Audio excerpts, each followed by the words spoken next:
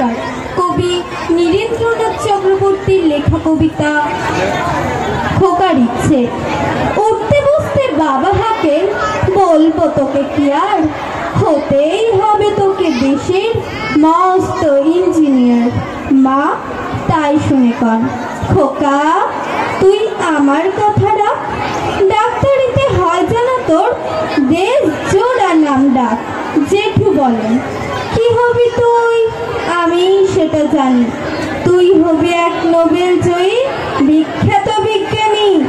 একই সঙ্গে সবাই বলে অন্য কিছু নাই, এবার তোকে হতেই হবে স্কুলের ফার্স্ট বয়। আমার ইচ্ছে ঘুড়ি ওড়াই, লাট্টু ঘোড়াই আর ক্রিকেট খেলি, সাঁতরে করি মস্ত দিঘি পার। কিন্তু সেসব করতে গেলেই সবাই আসেন তেরে, সবাই বলেন মন্দে পড়াই এক্ষুনি সব ছেড়ে। কি আর বলবো, এখন আমার অবস্থাটা এই, লেখাপড়ায় দিন কেটে যায়, কিচ্ছু খেলা নেই।